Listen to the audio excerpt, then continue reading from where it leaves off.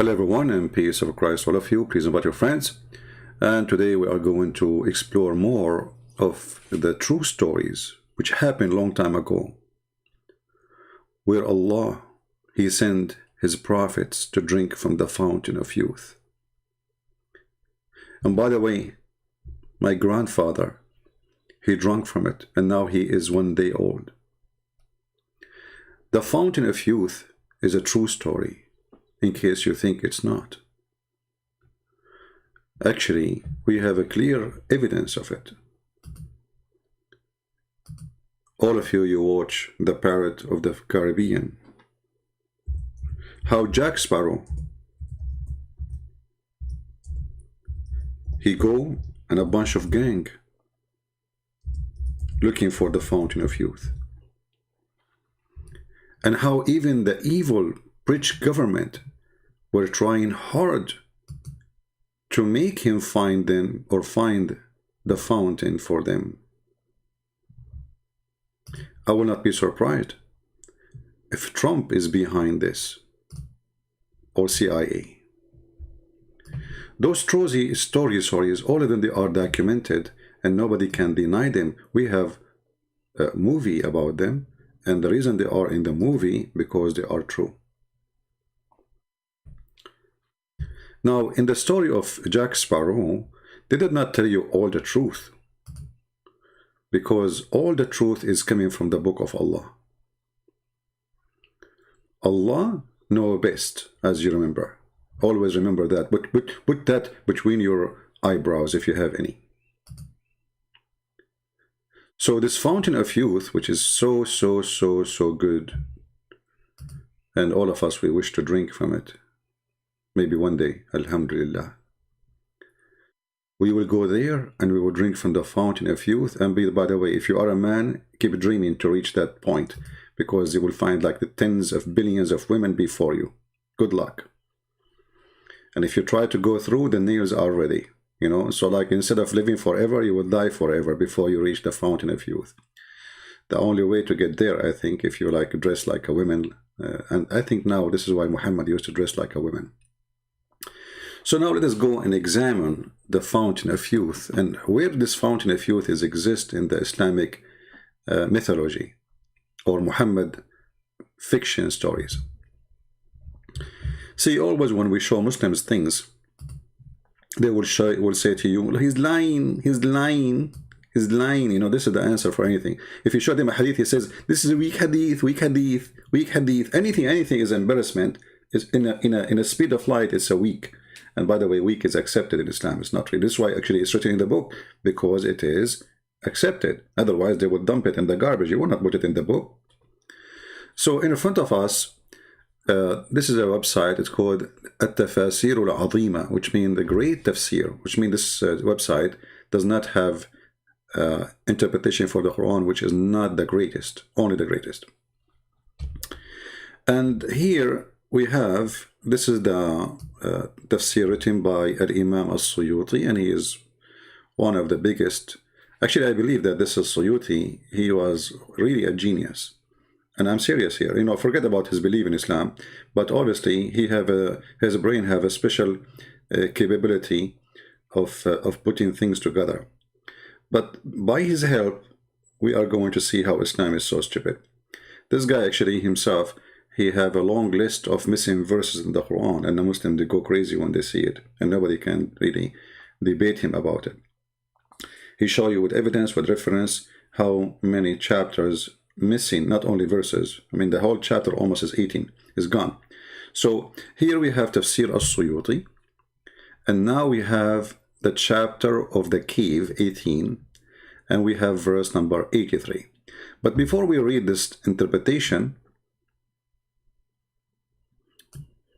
let us see what the Muslims, they say in their videos about the story.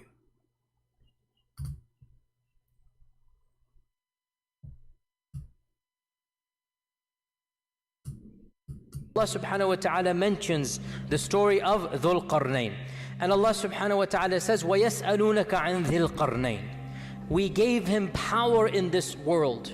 and we allowed him a path everywhere. And he went to the easternmost, he went to the westernmost. There are stories mentioned in the Quran about Dhul Qarnain. He was a just king. He thanked Allah subhanahu wa ta'ala. He found people of all different types and persuasions. And then the final one that is mentioned, the final group of people, حَتَّى إِذَا بَلَغَ بَيْنَ السَّدَّيْنِ, when he came to essentially a valley. There's two mountain slopes coming here. وَجَدَ مِن دُونِهِمَا قَوْمًا, he found a group of people. لَا يَكَادُونَ يَفْقَهُونَ قَوْلًا, they did not understand Dhul Qarnain. Dhul Qarnain did not understand them. In other words, this was a civilization that had no middle ground. In the good old days, once upon a time, before Google Translate, how did people translate from one another? There were people, intermediaries, who had traveled to both lands. Inevitably you would find somebody who spoke Latin and Arabic, who spoke, this language and that language. You would find somebody. Dhul Qarnain went to such a faraway land that the language of those people and the language of Dhul Qarnain had no middle ground. So Allah is mentioning this is a far-flung civilization. And here you see how the stupid story started. So those people, they don't understand the language, and he have no translator for them. And then a second after, we will see that they are talking to each other.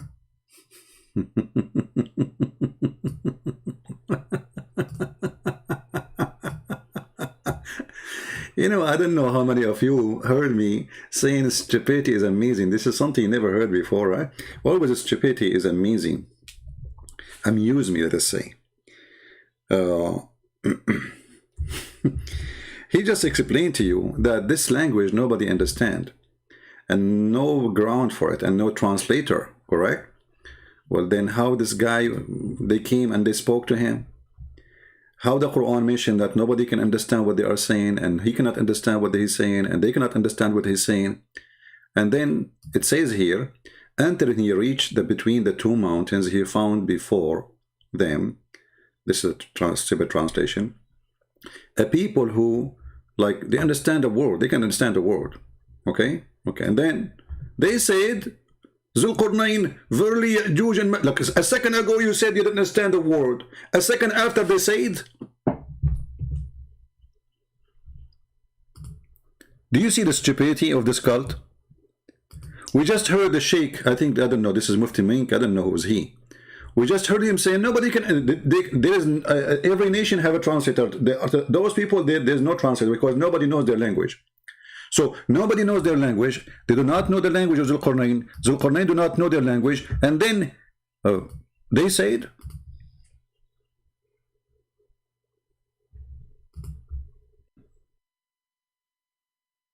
and then he said, what happened? And he said, and the sheikh, he said at that time there's no Google translator. I'm so glad he acknowledged that, because they might say that Google created by Allah.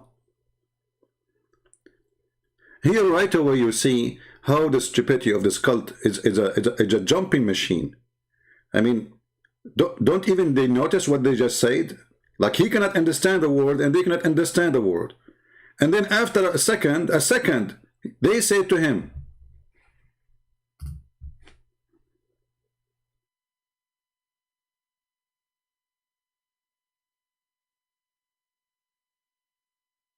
and not only they said to him, they explain things which is complicated, like those people, Gog and Magog, they are doing mischievement in the earth. Shall we render this tribute in order, etc., blah, blah, blah, blah, blah. And can you make a dam between us? A second ago, they were a bunch of ignorant, nobody even have their language. And now we are talking about building a dam. And then he said,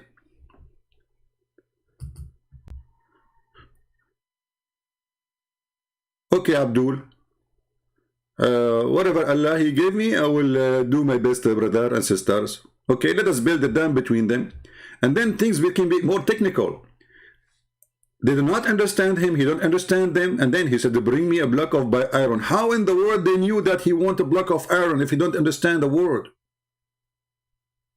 But anyway, this is not really our topic. I just wanted to show you that when Yasir Qadi, he says, the standard narrative has holes. I say to Yasir Qadi, it's not only the standard narrative has holes. all of you are full of holes. Your Quran is a book of holes. And how in the world Alexander the Great become a Muslim? In fact, the guy is a bisexual. I mean, this Muhammad, he made anyone he is famous a Muslim. If Muhammad was exist at that time, trust me, he will make Trump a Muslim. Anyone coming his way, I mean, Alexander the Great is a Muslim. All the books of history confirm that this guy, he sleep with everybody. He sleep with men, he sleep with women.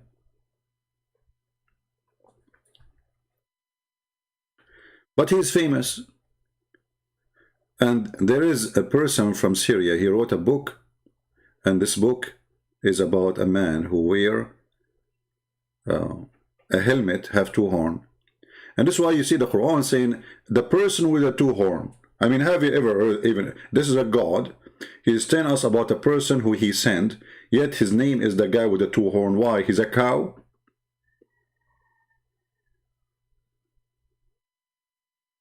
Do even Allah knew the name of this person? So now today, we are, we spoke before, if you remember, about the stories of Moses and the fountain of youth. If you remember, Moses, he made a speech in front of his people, and he says, oh, children of Israel. And the funny, by the way, they say Israel is not, there's nothing is called Israel. This is Palestine. But the stupid Quran keep calling them children of Israel. Obviously, the children of Israel, they are Indian from America. I mean, even your stupid book keep calling them the children of Israel. So Moses, he made a sermon, and he spoke to the children of Israel, and he told them, I am the most, he asked them, who is the most learned person among the people? Someone's asking Moses. Moses says, I am me. Come on. Me.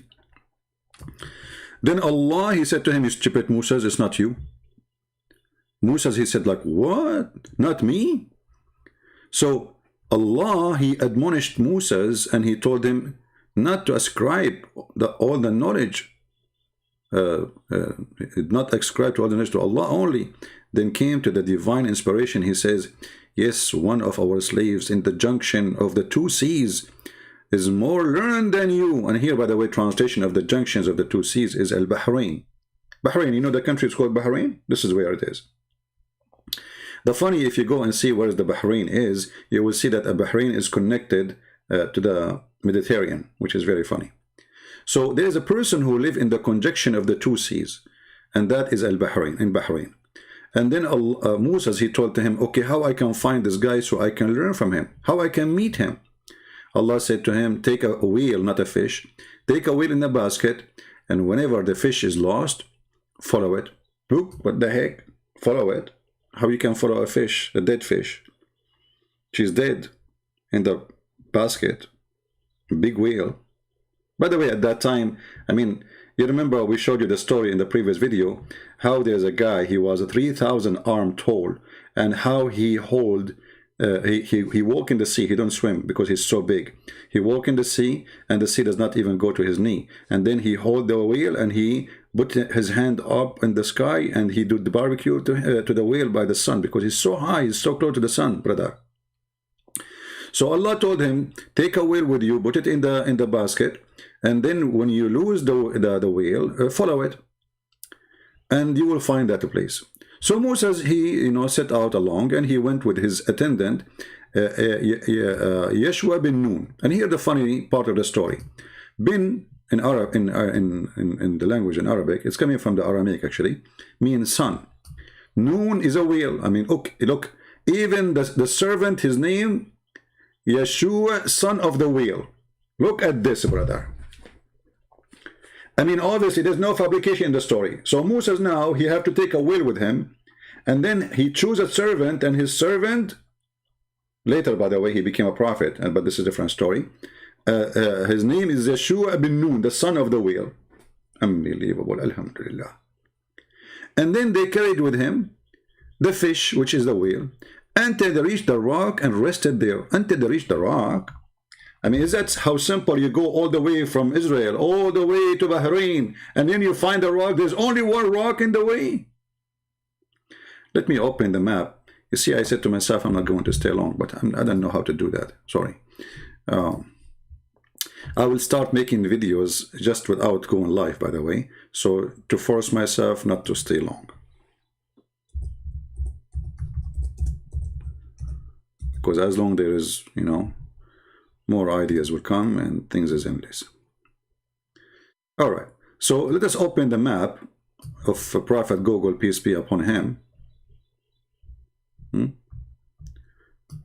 So this is the country we are talking about. It's a little island in the Persian Sea, which the Arab today, they are fighting to correct the Arab Sea, but all of us, we knew that this is the Persian Sea. They love to hijack anything. So supposedly Moses, he went all the way from Jerusalem, or from Israel, wherever he was, and then all the way to Bahrain, brother. And then they found a rock. I mean, the story makes sense. I mean, think about it, think about it. Okay, this is Israel, brother. And now, Moshe, how are you, Moshe? Are you doing good, Moshe? Okay. So Moshe now is going to take a route from Israel, brother, and he will keep going from here.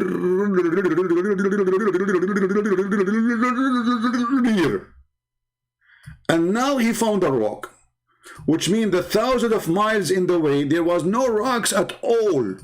I think it was a highway. Like Moshe kept driving his feet, you know, driving, and then until he arrived to the rock. How simple is that, man? There's only one rock in the way. Very simple. I mean, true story. You see, if I am the one who made a book and I am saying I did this, how many Muslims will laugh at me and they will say Christian Prince is mentally ill? But as long their prophet is the one who said that, brother, it's true story. So he keep going until he find a rock, because there's no rocks at that time. No rocks. The earth was rocks free, you know. Rocks happen after, when my grandparents, the Arab, they start throwing rocks at each other. Like, we are the one who created the rocks. We are the Arab, you know, brother. Yeah. Before us, there are Jews. Jews don't throw rocks. Actually, yeah, there is Jews. They throw rocks too. You know, the story of David, he threw a rocks, isn't it? Yeah. But maybe that was simple rock. Like one rock exists in Israel, but there's no rocks. So Moshe, brother, he keep going until he found the rock. Bingo. But, hey, Abdul, how Moshe, he keep walking? Did he walk in the sea or something? I mean, you see now they build a bridge. This is a newly built bridge between Bahrain and Saudi Arabia, if you see it here. But this bridge was not exist. So how Moshe was able to walk all the way to the island of Al-Bahrain? Like what? Okay, you know what, let it go. Don't, you know, I mean, come on, don't focus on the details. As they say, in the details is the devil. So Moshe, he went all the way to Bahrain. How he went, Allahu A'lam. How he did it, Allahu A'lam. Allah knows best. How he crossed the sea, Allahu A'lam. Especially they are walking, you know, as the story says. Until they arrive a rock. Let me see if I can find a rock here. If there's any rock. I need to open Google, or, you know, Google Earth. Okay, hold on. Let's do satellite thing. Oh, here we go. There's a rock here. Is that a rock? No, there's no rocks. Like, what the heck? They hide it, the kuffar? I bet you the American, they are behind hiding the rock. I cannot see the rock. Where is the rock? I see Walmart. What is the rock? Keep looking. I mean, I have a satellite and I cannot find the rock, which Moses, he found so easy. But I think, you know, I think Moses, he was using a drone or something, you know, like Those drone, you buy them from Amazon.mum. There's a rock here. No. Why is no rocks? Where is the big rock? I give up. Okay, you guys, you find the rock, okay? Take your time. So anyway, so he keep walking until he found the rock, and then next to the rock, he did what? Let us see what he did.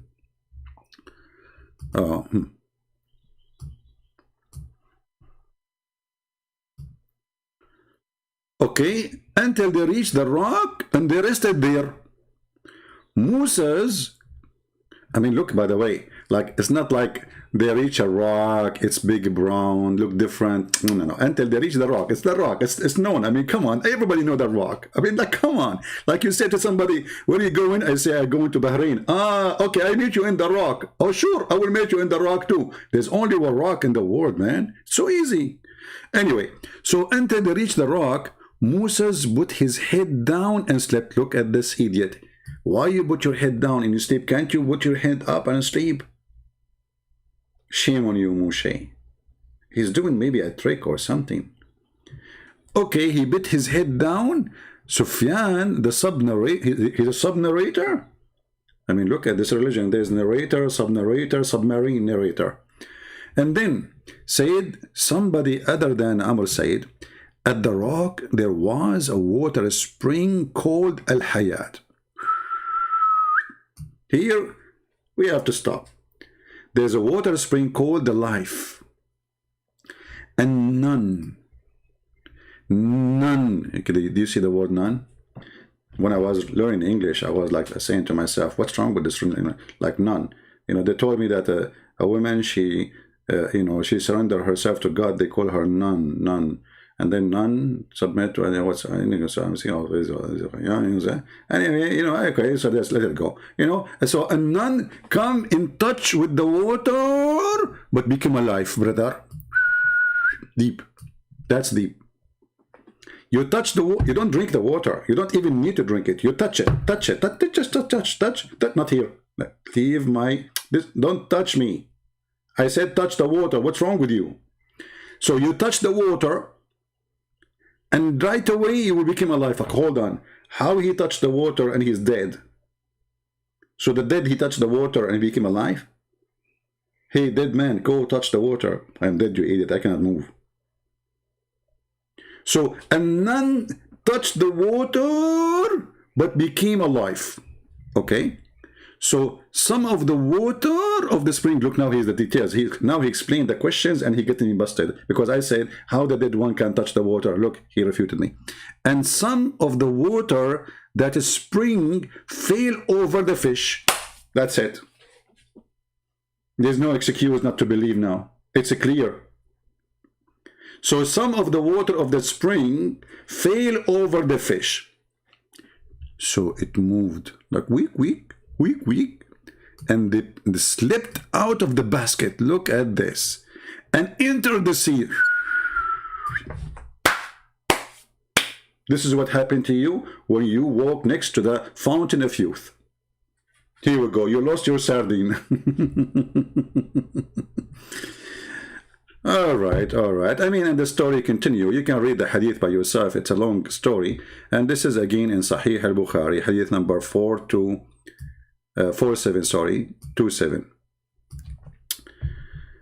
All right. So now this is who? This is Moshe. And by the way, one of the comments, he said that Allah, he created this child as a kafir when Al-Khadr slew him, because Allah want to teach Moshe, listen, you idiot, Allah, he created that child like a mice for laboratory to teach. So Allah, he created children so he can put them for us and we kill them so we can learn. What a stupid religion, man. So now this is the story of Moshe and the fountain of youth, as you see. Now, I'm not going to go to Jack Sparrow and discuss how Jack Sparrow, he was very evil trying to get the fountain of youth himself alone. And I'm not going to discuss how greedy they are.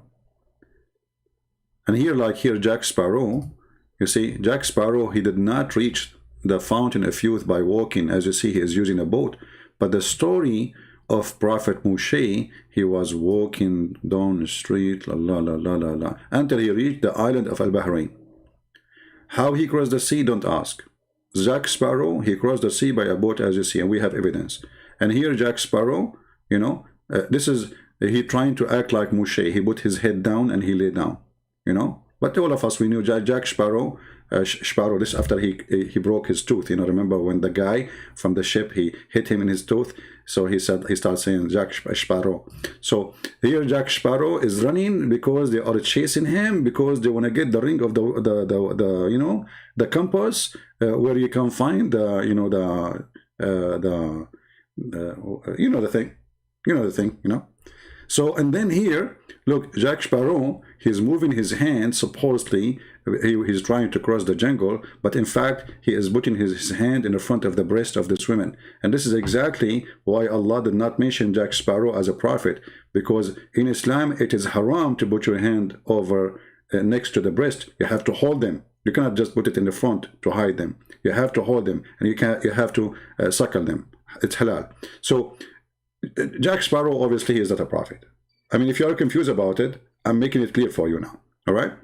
Now, going back to the story in the tafsir, we find that the fountain of youth is not only something mentioned about Moshe and Al-Khudr. We find that the fountain of youth have to do with qarnain, the man with the two horns, Alexander the Great. If we go down here, let's see if we can. I mean, I don't like this website, how they design it. Like they make it like a script inside the script. Let me see if I can open it in different website. Hold on, let us see.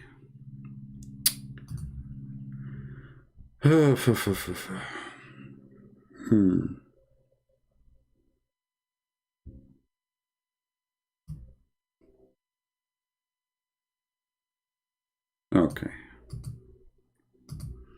I will try to find it in different websites so we can open it better.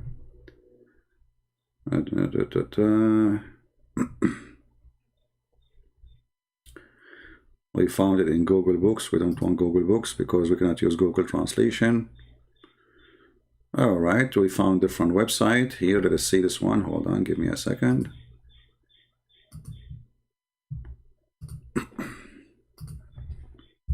Let me give you the link. You know, I will give you the link for the reference. So you can see what we are talking about. And you can use Google Translation from your side. This is other website other than the one I'm showing you in the screen. So now let us go there.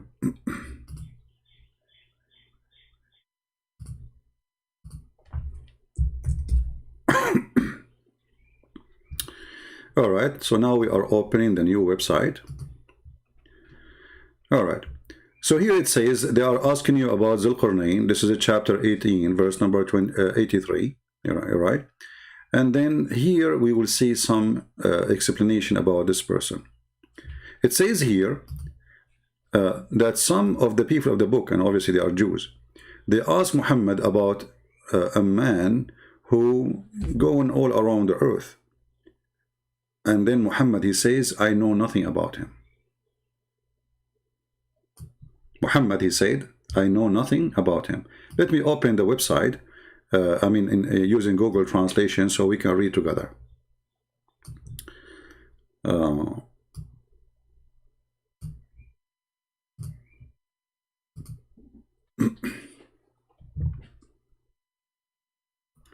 So reported that the Jewish say to the Prophet, oh Muhammad, let us go first. No, not here.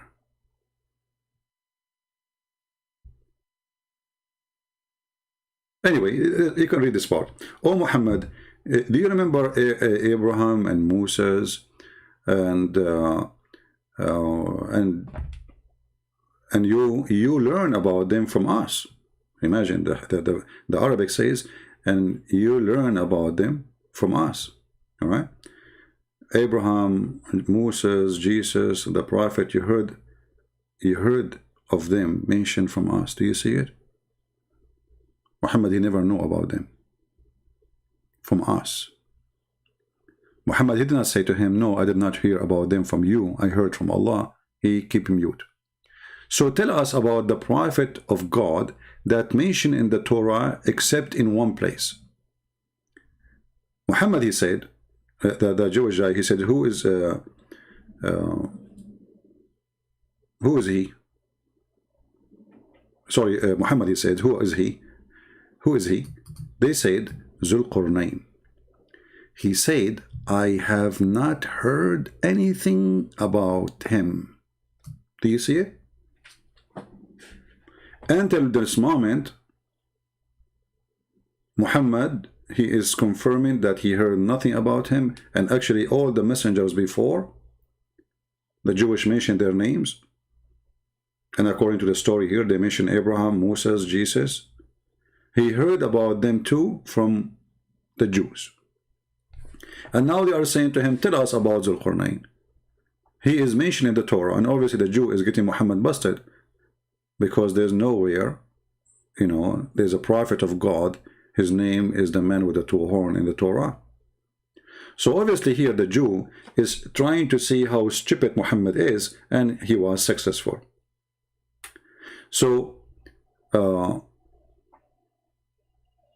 he said, I know nothing about him, I learned nothing about him. And then they went out happy because Muhammad, he could not answer. All right? But when they are leaving, brother, before you leave they leave the door, Jibreel, he come down from the ceiling. And he told Muhammad the answer about Zul Qarnain. He told him, I will tell you a remembrance of Zul Qarnain. Oops. Muhammad, he fall into the trap.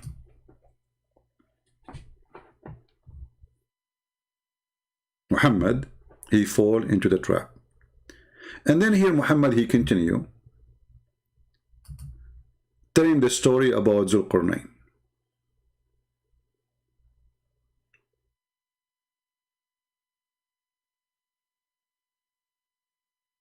And there is a hadith actually which is very funny, where Muhammad, he said, I am not sure if Zul Qarnain even was a prophet or not. And here you ask yourself, what kind of a prophet he do not know if other prophet is a prophet or not? I mean, why he is so ignorant about the topic? How come he do not know? So the story continue. Let me see if I can find this hadith in English.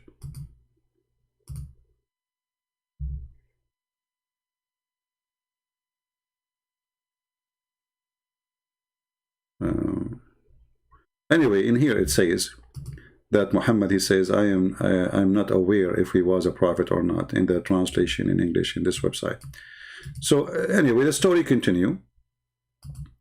And now Muhammad is trying to get more details into us, because supposedly the one who taught him now this is Allah. So this is a very confirmed the information to him by Allah himself. If we go down, and this is where I want to go with you, let us see.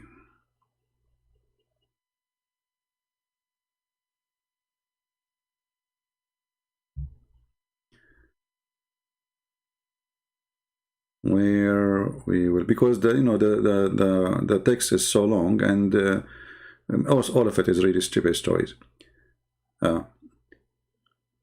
Okay.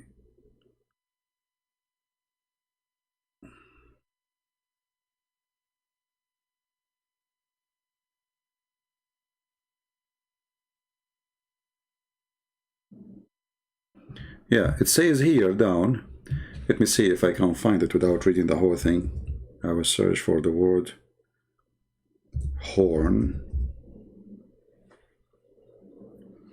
All right. So he have two horns. Okay.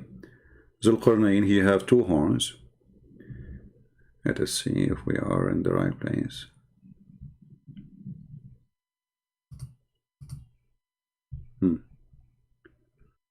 Read carefully.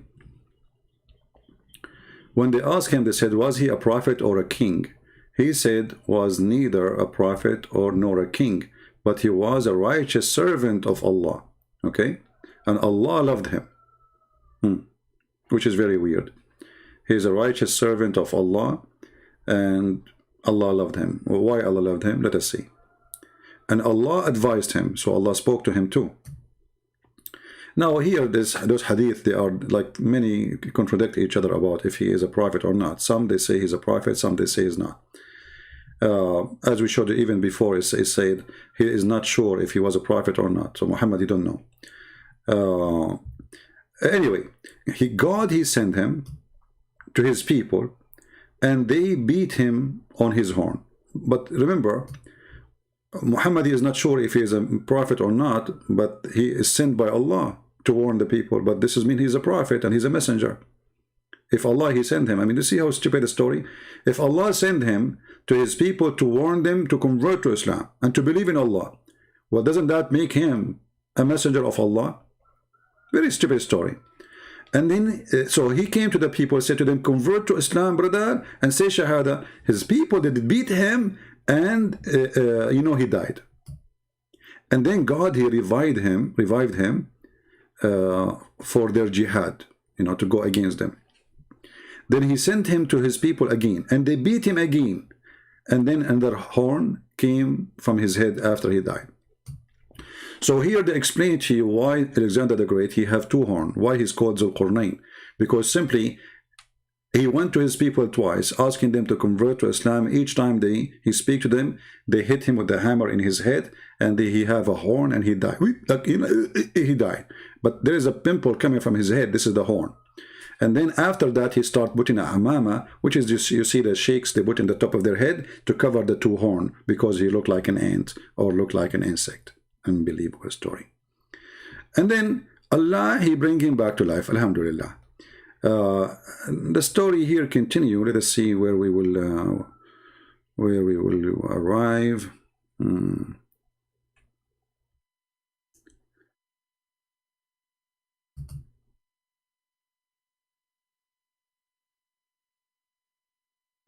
Let us see.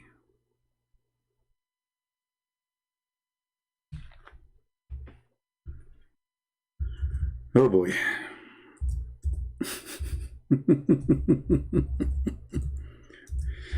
I wish you guys, you read Arabic, because that will save me from all the hassle and this, like translation. Okay.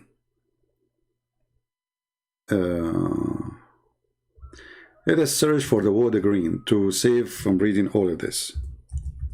Green. Look like translation is different. Let us see. Search for the word water. Okay. Here we arrive to the story of Al-Khadr. So you will see that this man, and the Muslims, they try to deny that he is Alexander the Great. They keep saying to us he is not Alexander the Great. Here you will see that he built the city, it's called Alexandria. He built the city, it's called Alexandria. And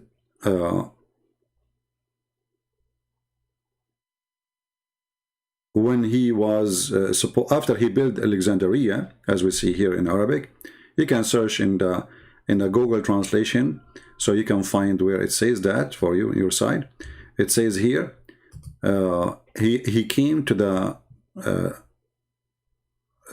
seashore of Egypt, and he built a city. It's called Alexandria. And then when he built it, Allah, he sent him an angel. Allah, he sent him an angel. And this angel took him to the sky. Alexander the Great, Allah took him to the sky. And then Allah told him, do you see what is down below? Do you see what is down below?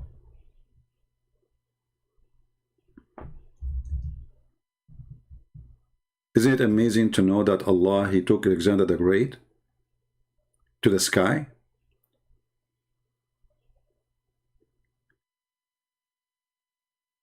He said, look down. And then he says, I see my city, and I see other cities with it. Then he took him up, and then he could not recognize the cities because they became so far, maybe. And then he saw, I see only my city, and I don't see anything else. And then the angel, he says to him, all this land is, you see, Allah, he gave you the authority to rule it. That's it.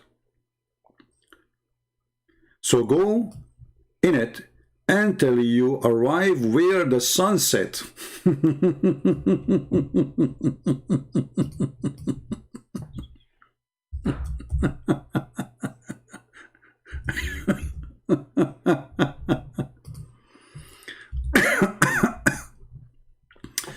I don't know what to say. So Allah, he sent his angel and he took him up to the sky and he told him, keep going. This is all your land. You keep going until you arrive where the sun set. And then he walked until he found where the sun set, and he found where, and keep walking until you find where the sun rise too, as it says here. All right. Then he arrived to a people, and he found people who have faces, their faces like face of dogs. They have actually not like wujuhu kilab. Their faces is face of dogs. So they are not a human, as I explained to you before. Their faces, if we go here in the, if you search in your page, if you translate Google translation, you can search for the word dog. All right. So after Allah, he took him up to the heaven, and he showed him all the land which he is going to, to own or to control. And he told him, keep going until you arrive where the sun set, the place of the sun setting, and the place where the sun rising. And then you find two mountains where you were going to build a dam, or, suppose this he will build the dam in the story. And then he keep going until he found the cross to Gog and Magog, and he found people who their faces were dogs' faces. They are dogs. Okay. But now we will find something different. You see, all the story until now, we did not see anything yet about the fountain of youth. I mean, what is the fountain of youth? Suddenly, you will notice in the middle of nowhere that Al-Khudr appear in the story. Remember, we are talking about a person who does not exist in the time of Moses. Remember, the story in the Quran is speaking about Moses meeting Al-Khudr, right?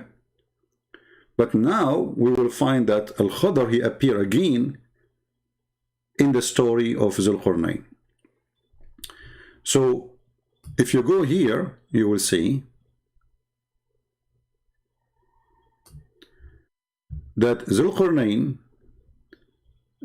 he used to go around, and then one day he stood upon a mountain. It's called the mountain of Adam.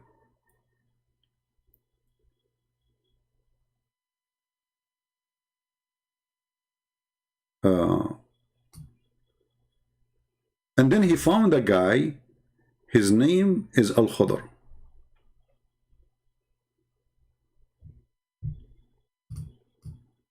In that mountain. I don't know if we have any Muslims here are listening, because I found that this is kind of astonishing, stupid story. The Khudr, he said to him, and Khudr, he was a person who been given knowledge and wisdom and understanding. Hey king, do you see that paper which is hiding from the palm tree? He said, yes. He said, this is where is going to teach you about the location. What location? What is that? Maybe later we will understand more. And then he says to him, and Al-Khudr was reading from a book. So Allah, he gave him a book. Remember, this is not Al-Khudr knowledge. This is a person who Allah gave him a knowledge. he said to him, I see a book, it's written in it, Bismillahir Rahmanir Rahim, هذا كتاب من آدم أبي البشر أوصيكم ذريتي وبناتي. So in the name of Allah, Ar-Rahman, Ar-Rahim, this is a book written by Adam, the father of the human. I give you my will to take care of my children and my daughters, and to be careful from my enemy and your enemy, which is Iblis, which means Shaitan. He is the reason to send me down from the Firdaus, which is supposedly the garden of Adam and Eve, to the land of the earth. And I sent down in this location. So this is where the palm tree was located. Allah, he dumped Adam there. And he said, like in this location, the one who look at it, he will find that I have 200 years of sin by one look, which is very hard to understand, you know. So I've been sent there, and I was, let us say, he was cursed by Allah, and he dumped him in that location, and he was, if you look at that location, you will find that 200, maybe 200 like jail, like Allah, he put him there for 200 years because of one sin. And then he says he studied the earth, and he studied the trees, and he said, and I did water this land from the tears of my ears. So repent to Allah. Okay. Now here, the story is over. Zulqarnain, he read for him what he have in his book.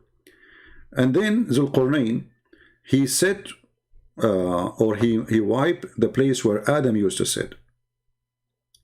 And when he did that, he found that it is 180 miles. And he counted the trees in that location, he found them 900 trees. From every tear of Adam, there was like a tree coming. And then when Cain and Abel, they killed each other, or they killed one of the brother, killed the other brother, it became, those tears became a land. And this land cry blood.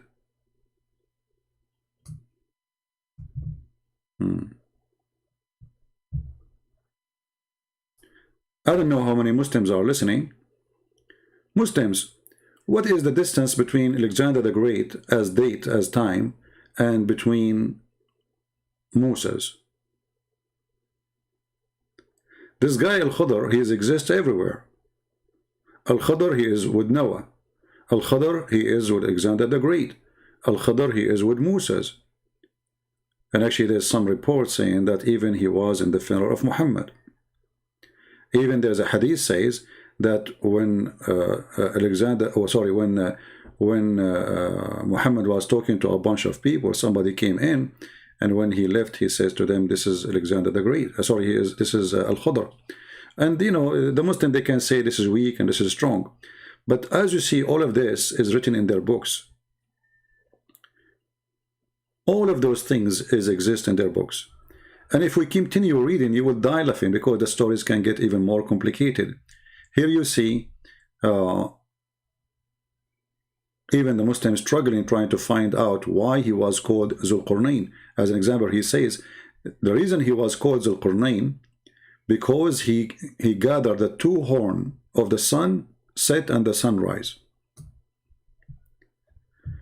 Here it says the reason he was called Zulqarnain, because he arrived to the horn of the sun. Now you might be wondering what the horn of the sun. Muhammad himself, he confirmed that the sun has a horn. And actually Muhammad, he confirmed that Satan, he come from between the two horns of Shaitan.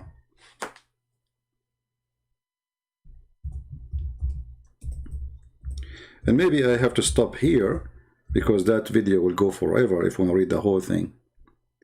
And maybe we can continue later. So if we read here, let us see. As you see, Muhammad is beyond recognition of science. Muhammad is the biggest scientist. So Muhammad, he believed that Shaitan, he have horn. And the same Muhammad believed that Zulqarnain have a horn. Two horn. Shaitan has two horns, Zulqarnain have two horns. As you see. And Muhammad, he said something very funny. I don't know why the Muslim did not translate it here. See, translation is gone. He said, don't pray when the sun rises, and don't pray when the sun set. Okay, why? Let me see if I can find it in different translation, a different hadith. All right, here we go. We found it in different one. Why? Read carefully. Aisha, may Allah pleased with her, said, Umar, may Allah pleased with him, said, it's not correct, rather the message of Allah only forbid. He said, don't seek a prayer when the sun is rising or when the sun is setting, for it is the rise between the horn of Shaitan. So when Zulqarnain, he arrived where the sun set, and he arrived where the sun rise, he arrived to the two horn of Shaitan, because the sunrise from between the two horn of Shaitan, and the sunrise from between, or set from between the two horn, or between the two horn of Satan. And here we find this kind of very, not only stupid, there's a contradiction, because if the sun is sitting between the two horn of Shaitan, and because of that I should not pray to Allah at that moment. What this have to do with Allah prayer? And you know what I mean? I mean, let us say for the sake of argument, okay, this is a story reporting a true event. There's a Shaitan. Let us draw Mr. Shaitan. He have two horn.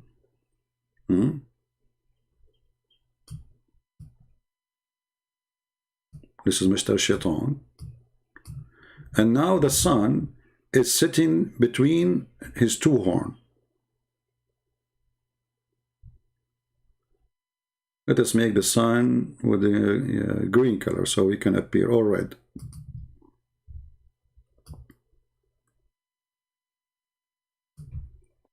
So the sun now is going down between the two horn of Shaitan. Why the Muslim cannot pray to Allah? What is the connection? What is the reason? What is going to happen if we pray to Allah while the sun is sitting between the two horn of Shaitan? Any Muslim can tell us?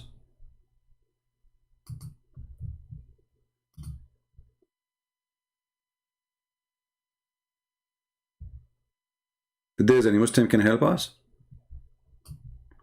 Who is a Muslim have an answer for this? The sun now is sitting between the two horn of Shaitan. And by the way, this is what NASA found, right? So, why I cannot pray at that moment? What will happen? Any Muhammadan?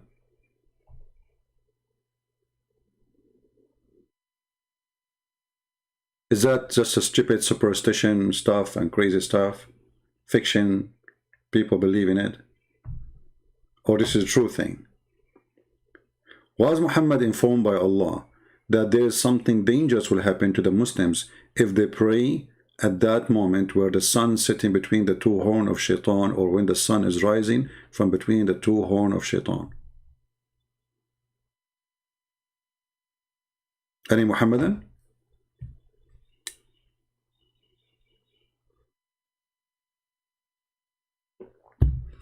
You know, I wish I can finish all the reading, but as you see, this is very long, and that will take me really for long to finish it. And I'm trying to make my videos shorter.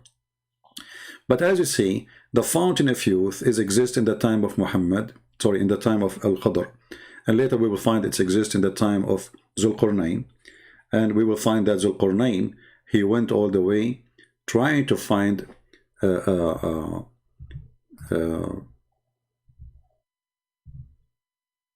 fountain. And we find that Zulqarnain and Moshe or Moses and Al-Khadr, they make like a three comedian who they are they make a kind of a fiction story, and this fiction story is endless.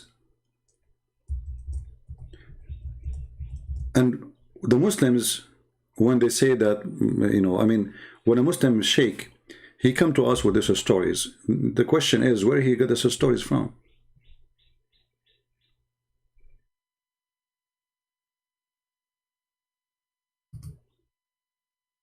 And by the way, this exists even in the book of Ibn Kathir, and exists in many, many books.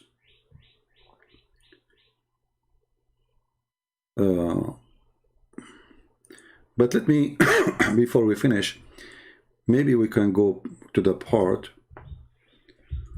where he speak about the fountain of youth. Let us see.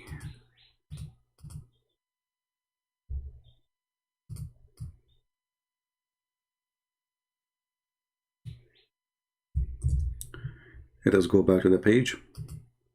At least we can complete the topic,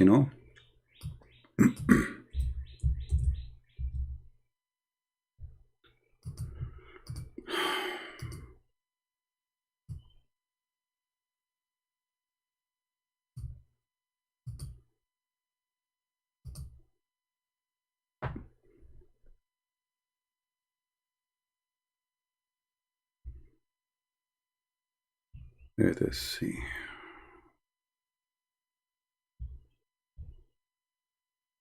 Tons of fiction stories, stupid stories, none of them make sense. But why I'm not surprised? Very normal. This is what Islam is about.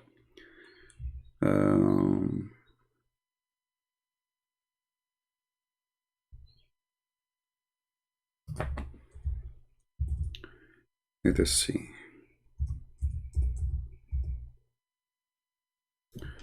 All right. Here we find the part where they are talking about the fountain of youth. Let us clean the screen from the drawing. And then we go to the Google translation. Just give me a second.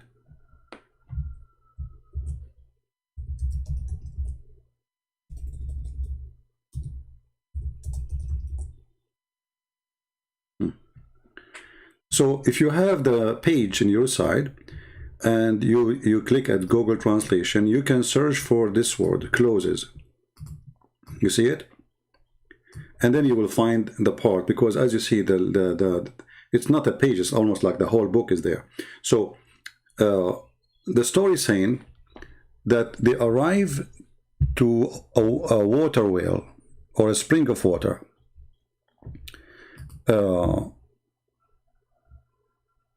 Let us see here. Al-Khudr, before, he said to him, and you can go read before from the beginning, actually a little bit more. You will see talking about how many soldiers he have, that qarnain, in each place he go, he stay for 12 years. You see, each time he arrived to a place, he stay in that place for 12 years until he arrived where the sun set, and then he camped and he gathered his soldiers, and then it says the soldiers, they said to him, and the scholars, his scholars, they told him, we are afraid of this darkness, like the bath you are taking. And we seek you not to go in the path where nobody went before, the path of darkness. Don't take us there. Don't take us in the path of Adam. Blah blah blah blah. And then they keep talking about it here, and then the story continue. And then he keep walking, and then he saw a lot of females.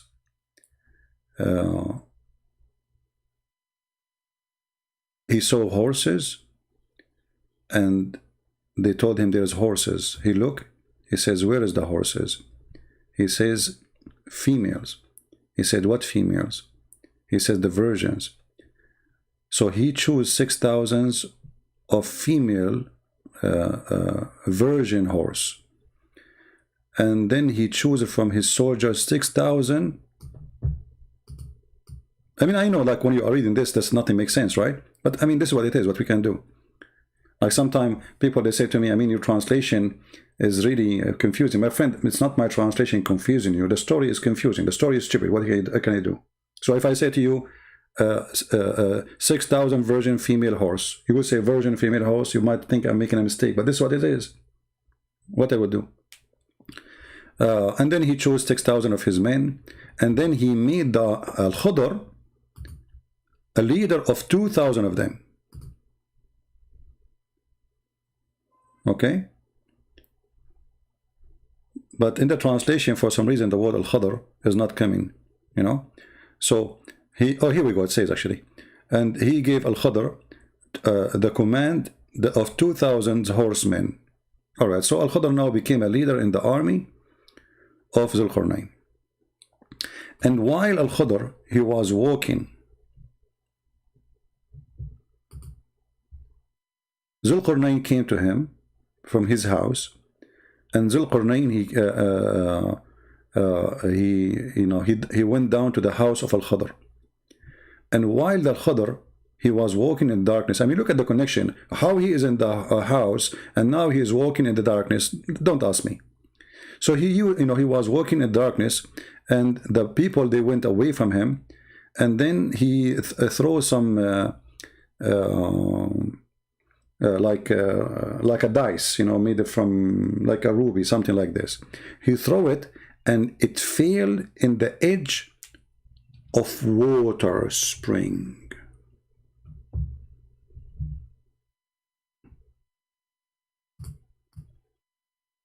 See the translation, he says I, because in Arabic it says Ain.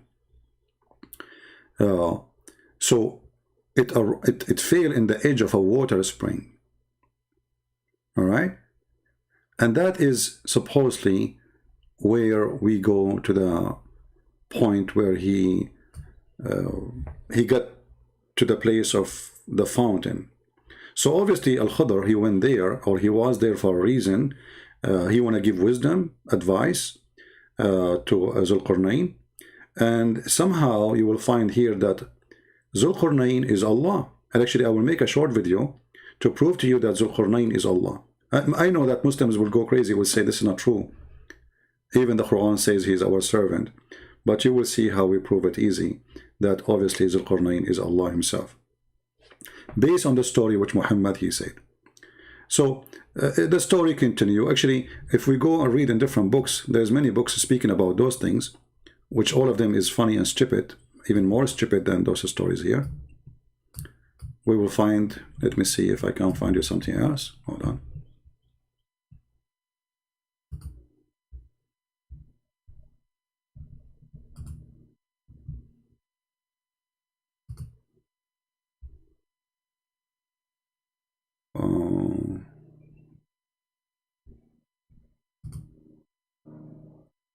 Yeah, here actually we see more details. Let's see, hold on.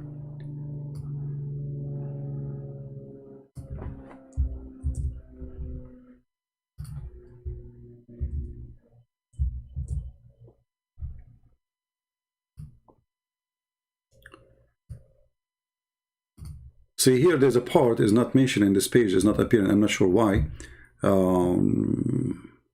Maybe it's there, but I did not see it. Yeah, maybe Al-Suyuti, he took it off. It says here that when he arrived, when he threw the ruby or that thing in his hand, and he arrived to the edge of that fountain,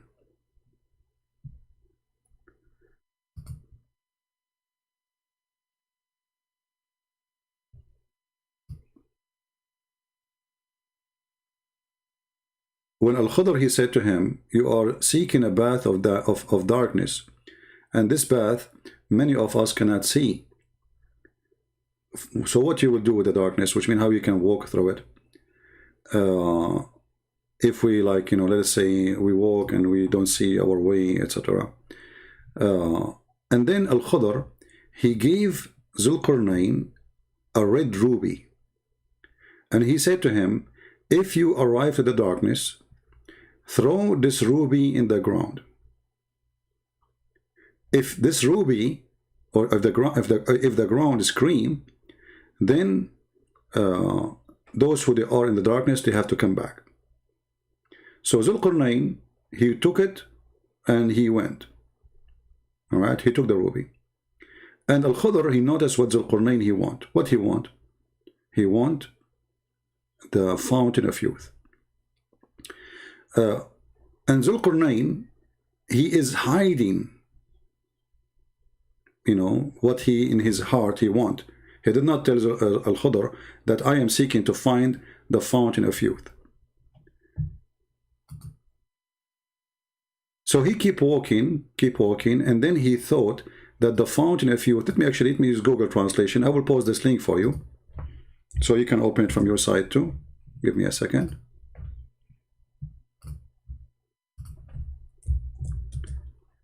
You see, Islamic, when we talk about Islamic reference, you will find that Islamic reference is a messed up reference. It's thousands and thousands of stories, and the more you learn about them, the more you die laughing. Let me give you the link here. You can open the same link, and you can click at Google Translation, as you see, and then you can read with me what I am reading. All right. Let us see. Yeah. So Zulqarnain, in the time of Al-Khudr, he is trying to find where is the fountain of youth. And actually, even if you go in the title, if you translate, let us see if we translate the whole thing. Click at the side of the page, translate to English. You'll find the title saying, read with me carefully, the story of Zulqarnain and his request for the eye of life in the darkness. So here you get the whole story, what this report is about.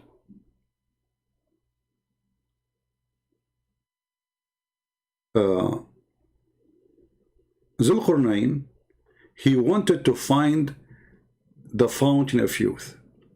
Zulqarnain, all his trip, all his mission, all his fight, all his wars, Alexander the Great, for one simple reason.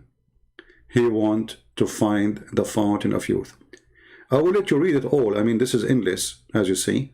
You can search, you can do your own study, you can make notes. Sadly, most of you do not know Arabic, but those who know Arabic, they will enjoy it more because they can read the original text. But as you see, this is the most stupid cult ever come to existence. It's not only it's a collection of fairy tales of the old or the ancient, but it is stupid fairy tales. And suddenly the stupid fairy tales became part of a book, it's called Quran. And suddenly the fairy tales of the ancient, which is a fairy tale for the kids, became a book of God and became God talking and God teaching. And then there's billions of people, they believe in such a stupid story. So here you will see that they are discussing how Zulqarnain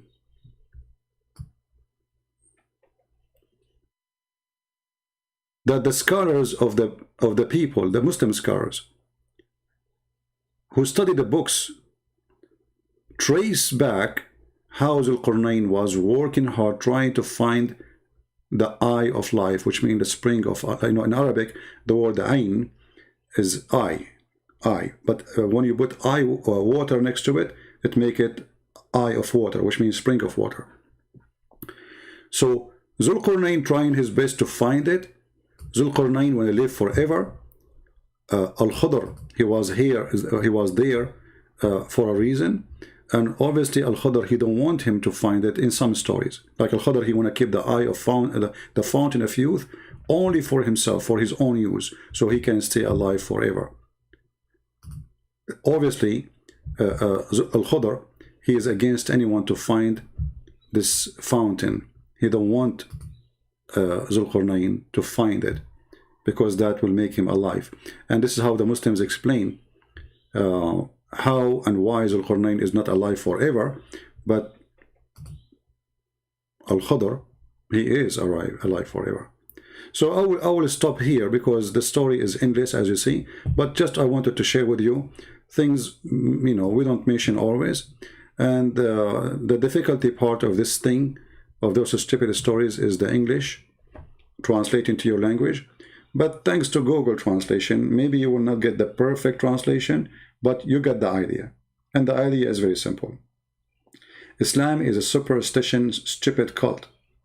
Everything about it is nothing but superstition. By a man, he claimed to be a prophet of God. But ask yourself, can really a prophet of God, who spoke to his God, or his God, he inspire him, he come with such stories? And if the Muslim, they will say to you, oh, those stories are not in the Quran. My friend, they are in the Quran. As you see, this is Al-Qarnain in the Quran. He found where the sun set, he found where the sun rise. So when those scholars, they are coming to you with the stories, and most of it is coming either from your prophet or from his companions, and speaking about this person, he arrived, entered, he found where the sun set and where the sun rise. That is in the Quran. And then the Muslims, in order to avoid the disaster and the stupidity of the Quran, they say, oh, he he did not really say, the verse does not say he found where the sun set. No, he did not say that the sun set in murky water. This is how it appeared to him. Anyone see the word appear to him? Anyone see the word he thought? It is Allah who is talking.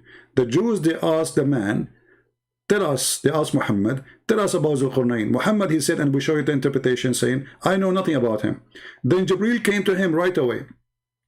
And Muhammad, and by the way, some story says it took him a few weeks, so the story of right away is very funny. So Jibreel told him, and now Allah is talking. Allah is the one mentioning here, says, until he came to the rising place of the sun. Where is the rising place of the sun? The sun rises everywhere. You do not need to go anywhere to find the rising place of the sun. That is stupid to say. So when they try to explain, they try to say to you, oh, this is how it looked like. You know, he saw it rising, but it's not really. But no, hold on. It says, until he came to the rising place of the sun. So here there's two things. There's timing and there's location. And he found it rising on a people. He found people near it. And then if you continue, you will find that this guy, he continue before it actually, where he found where the sun sitting. Enter when he reached the sitting place of the sun. It's a place he reached. What happened there? The sunset. He found it. It's Allah is not saying he thought. You see, Allah is reporting the story. He found it. He report a find. Not he thought. And the funny, the Muslim, they say to us, the Quran is an amazing language. So can't Allah he use, instead of he found, he thought? Is Allah like, is your God Allah stupid? If you want to say he thought, he will say he thought. He did not say he thought, he says he found it.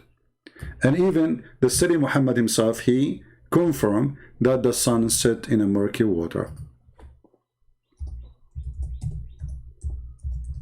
Was Muhammad unaware and he have wrong understanding of the verse too? And you Muslims, you have better understanding? Isn't it this is your prophet saying that? And here I need to ask a very simple question. Is that the same water where the fountain of youth is? You see, all this video is to come to an end. Remember, the Quran speak about where the sun set. It said what? You see, the Muslims, when they try to fabricate answer, they say, oh, it's like when you see the sea, when the sun set in the sea, the guy he thought it is the sea where it goes inside. It says here spring. The sea is not a spring. It's so clear. It is, the sea is not a spring of water. And if you Muslim, you claim that Allah, He speak perfect Arabic as you claim, then Allah, He uses stupid language to say spring of water if it is a sea. Because a spring of water is something small. It's a spring of water. All of us, we know it's spring of water. So here the sun set in the spring of water. The spring of water is where the fountain of youth. The spring of water is where Al-Khudr in the story we showed you is seeking to find. Are you seeing the connection we are trying to do? The reference we showed you from Tafsir al-Suyuti and other tafsir, as we saw here. This tafsir here is to lead us to one thing, that qarnain was trying to seek an eye of water, a spring of water. qarnain, he arrived to the eye of water. And the Quran confirmed that. And he found there the sun sitting there. Al-Khudr, he drank from the fountain of water. And he did live forever because he drank from the fountain of water. Al-Khudr, he gave him a ruby, and he said when you arrived at the darkness, Al-Khudr, he don't want him to keep walking to find the fountain, or let us say he found it, but he did not dare to continue walking because it became so dark. So he gave him a ruby. He says to him, when you arrive to the darkness, throw it in the ground, and if the ground scream or something like that, you back up, you go back. So all the stories lead us to one thing. This is a cartoon. This cannot be from God. And when the Muslims try to defend their cult by saying all kind of fiction stories, that the Quran never say the sun set in murky water. Actually, if you search right now in Google, in YouTube, sorry,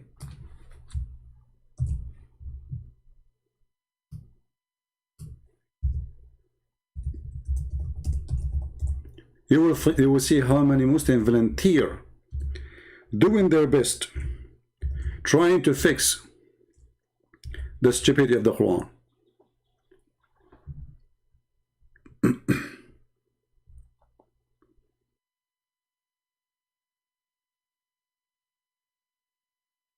Let us see.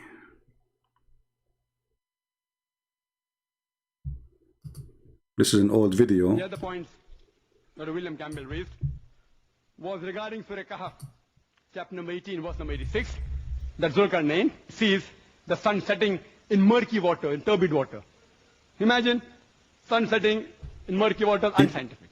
Imagine. The Arabic word used here is, it is wajada, meaning it appeared to qarnain. William Campbell knows Arabic. See, this guy, he don't speak Arabic, by the way. He became expert in Arabic. The word there in Arabic, wajada, wajada, it means appear. The word wajada, we can go right now to the dictionary. The word wajada means he found, and even actually the Islamic translation, not even one of them says it appear. It says he found it. So this is the stupid Zakir Naik. They ask him how in the word it says he found it. He says found it. That doesn't say found it. It says wajadaha. Wajadaha means it appeared to him. But all of you can go right now to the verse and you can copy the word. This is the word wajadaha, and you can take it to Google Translation. Actually, you know what? I can do this in front of you. I can use Google Translation in front of your eyes to the same page without even copying anything. You know, like you open the page here with Google browser, and we have the original translation in English in the right side, and the Arabic. So what we do, we click here, translate to English, and then this verse, verse number 86, will be translated. Let us see what Google translation will be. Is it going to say it appear, or it says going to be founded? But we do not even need to do so. It says here, even he found it sitting in a spring of black water. So how in the word he found it became, according to Zakir Naik, it appeared to? Do you see how dummy, how stupid, how desperate their answers are? And this is what happened when a person, he defends Islam. Whatever he say, nobody oppose. If it is me who said the word wajadaha mean appear, you will see a Muslim making tons of thousands of videos saying Christian Prince is lying. But as long as Karna is the one lying, and the lie purpose is to defend Islam, it's okay. Murky water, in turbid water. Imagine sun setting in murky water, unscientific. The Arabic word used here is, it is wajada, meaning it appeared to Zulkarnain. Meaning, the word wajada, meaning.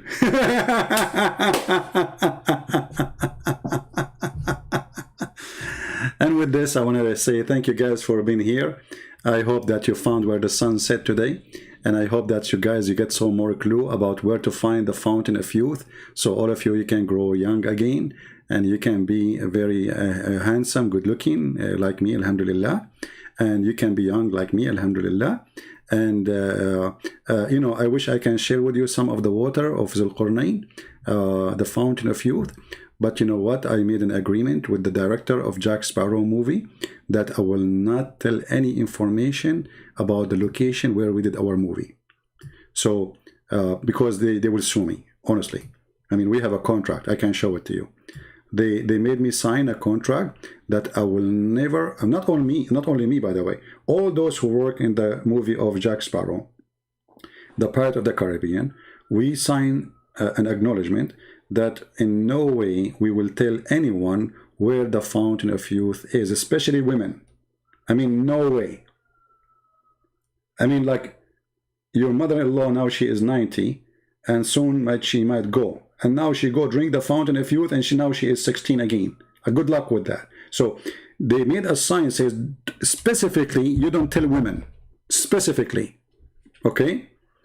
And because, you know, like, there's a lot of women here. Sorry, I cannot share. You know, I mean, if you are just men, I mean, we can share with you that. You know, and by the way, Zakir, as long you know the meaning of the verse and you know Arabic. Do you speak Arabic? And as long you know Arabic very well, you idiot. Was your prophet an idiot himself? He did not know where the sun set. He did not. How come your prophet? He did not say. He found it. He thought. He said it's set in a spring of warm water. Even your prophet, the prophet of the Abdul, the biggest Abdul, Abdul number 1 in the world. So my friends, thank you very much for being here. And I know now many women, they will be upset from me because I'm not going to tell you where's the water. Please forgive me. I made a promise. And however, if you are a woman who knows how to make baklava, we can discuss different conditions. You know, like if we make an agreement, you supply me with baklava for the rest of my life, every day, huh? Then I might think about telling you, you know, to get like maybe like little tiny, maybe few drops of water will make you like maybe 40, 45, 50 years younger, you know. But you have to sign, like we have to go to the lawyer and, you know, appear before the judge, you know, Judge Huri Buter. And, you know, you hold the ring of the, you know, even the Lord of the Ring is in the Quran and in the Hadith. Go and read the stories about the Lord, the Ring of Solomon. You would die laughing. Actually, I say to you that number 1 stupid chapter in the Quran, which nobody can beat it, is chapter 18. Flying carpet of Sulaiman, you know, Sulaiman, I mean, crazy stuff. Not only about Al-Khadr, the 7 sleepers, or, you know, you name it. You know? Look at this story. Look how beautiful it is. You know, look at this, look. This is the most funny stories ever. Chapter 27 and chapter 18 are the ones who they are really very, very funny and very stupid. And actually here, just to show you one thing here, the stupidity. In chapter 18, there's a verse which I find very amusing. They asked Muhammad, those who they are, the, you know, the Christian they speak about, those who they've been chased by an infidel king, they want to kill them because they became a Christians. How many they are? How many? I mean, very simple question. He's not asking them science. How many they were? So Muhammad now, he don't know really what he is going to answer. He don't dare to say anything. So look what he said. He said, Allah told me the following. Some, they say they were 3 and their dog is number 4. And some, they say they are 5 and their dog is number 6. Guessing the unseen. Yet others, they say they were 7 and their dog is number 8. Okay, now Allah will give you the answer. Oh, Muhammad, say, only Allah knows their true number. What the heck? So what the purpose of this verse? They are asking you how many they are. So the coward Muhammad, he is afraid to say the number and then he will get wrong. They will get him busted. So some they say they are 3 and their dog is number 4. Some they say they are 5 and their dog is number 6. Some they say they are 6 and their dog is number 7. Some they say they are 7 and their dog is number 8. And then the answer is, okay, Muhammad, tell them Allah knows best. And not only that, he says, only Allah knows their numbers, and then none knows them but few. Like, what the heck? So what is the number? I mean, what is this complication all is about? Just tell them the number. He don't know. He's afraid to tell them the number. People will laugh at him. The story name you eat it's called the 7 sleepers. I mean, isn't it obvious what is the story? What is the number? It's called the story, the name of the book, the 7 sleepers. And Muhammad is still, he don't dare to give the answer. And as long there's a few people they knew, okay, tell us what the numbers. Because already it's not a secret. I mean, what is the big deal? Are we going to tell us about nukes? Is that like you will unveil the location of the fountain of youth? Tell us, then even this one, Muhammad, he cannot answer. And here you see a mistake in the Arabic. He says that some they say they are 3 and their dog is number 4. Have you ever heard in any language somebody says 3 and their dog is number 4? Actually, it doesn't say number 4. وَرَابِعَهُمْ, and the fourth is the dog. You don't say the 4th is a dog. He is not a human. You say 3 and 1 dog. In no language you say such a thing. This is stupid. Muhammad, he considered the dog is a human. The fact, even the word here, kalbahum, is false written in Arabic. The original word is kali'ahum. Kali'ahum. In the story which is written by an Aramaic Syrian bishop, I believe his name is Yaqub. In this story, it says that it's a fiction story. It's about a group of guys who run away from a king just because they became Christians, and they hide for their life in a cave. And then God, he sent an angel, and that angel was kali'ahum, not kalbahum. So the stupid Muhammad, instead of getting the word kali'ahum, he said kalbahum. Either Muhammad was the fool or the one who wrote the Quran for Muhammad. He got it wrong because of maybe the way it's written close to each other. Kali'ahum simply is the one who provides them. This is why you see that this, according to the verse here in the Quran, this dog, he opened his 2 arms. Have you ever heard of a dog have 2 arms?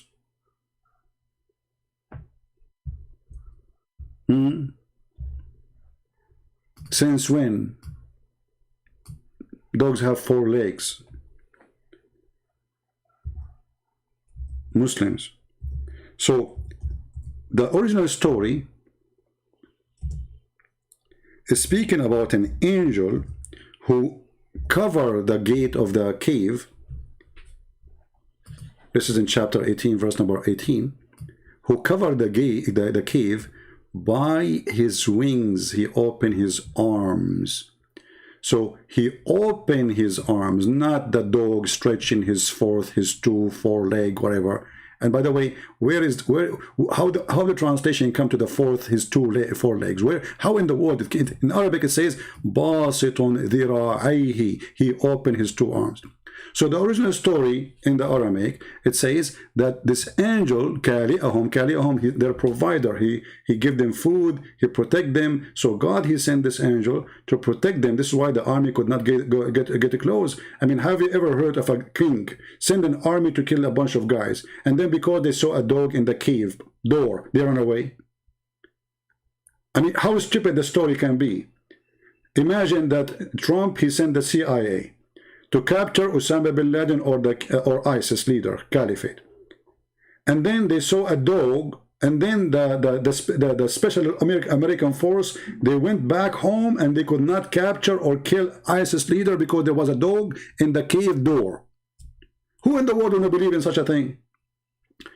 Even, by the way, even in the Islamic interpretation, many they believe that the original word is Kali'ahum, not Kalbahum, which means it is an angel.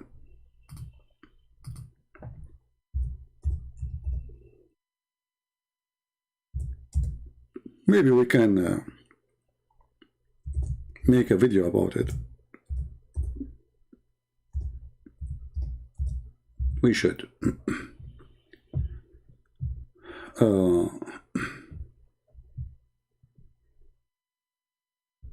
Let us see, hold on.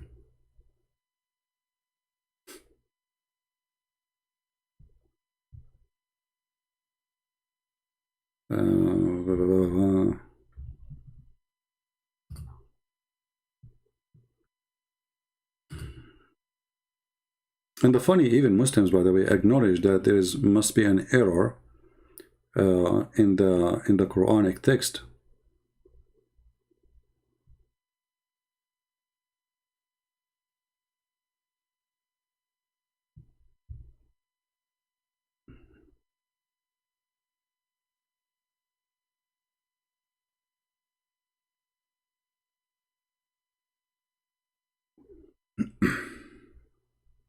Let's see, hold on.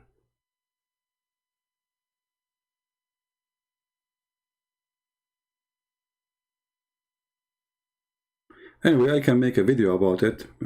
See, I said half hour ago I have to go, and I said to you, bye-bye everybody. I believe, can you believe it? That's why I don't want to go live no more.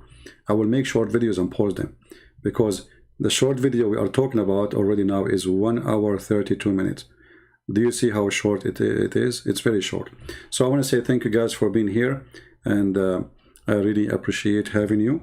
I hope when we go live, if you like me to keep coming live, you invite more people and you share the links, and more people they join us, so more Muslims will leave Islam.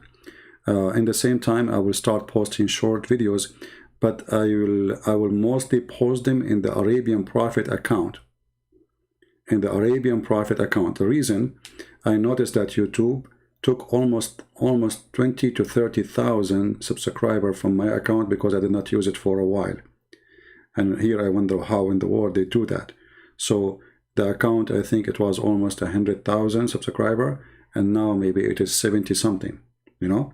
So I'm going to start posting the short videos in the Arabian Prophet. Maybe the admin can post for you the Arabian Prophet account, and you can subscribe there.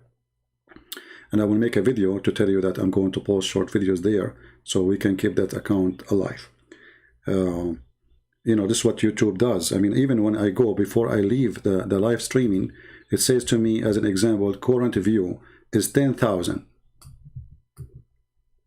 But after we close, you will find it says 6,000.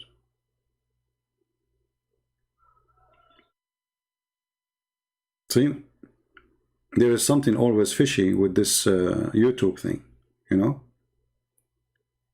Current view now is 1,000, sorry, and then it says the total playback is 8,165. So it should appear 8,165. Let us see when I'm done. Check and see what the number will be, and then you will find it's like 6,000 or maybe 5. So how the 8,000 switch to 5,000 or 6,000?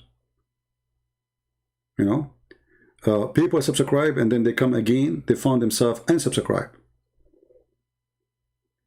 and obviously they did something to my other account, the Arabian Prophet, from more than 100,000. Now I have, I think, last time I looked, it was maybe 70 something. I forgot how much, how many. So we will start posting in the Arabian Prophet account short videos. And please subscribe to that channel so you can join us in the short videos. And then maybe I will go live in this one. So still we will use both, all right? We will see. Anyway, I want to say thank you guys for being here. And I hope all of you found the location of the Fountain of Youth, even though I was trying my best to hide my GPS. So none of you will find where is the location of the Fountain of Youth, because I live very close to it. And actually all my neighbors are very young, especially the ladies of my neighbors. I give them water from the Fountain of Youth in exchange of an agreement. They cook for me and they make salad. One she makes salad, one she clean the house, one she clean my car, and the other one she go and do shopping for me, and the other one she wash dishes in exchange of giving them some water from the Fountain of Youth. And for sure those ladies are very happy, because finally they do not need to use makeup. They are so good looking now, and they feel so young for real, you know. And their husband, this is the only problem, their husband looks so old compared to them. And now they are thinking of divorcing those husbands because they don't match. I mean, come on. You married your husband 40 years ago, and now he's maybe 60 years old.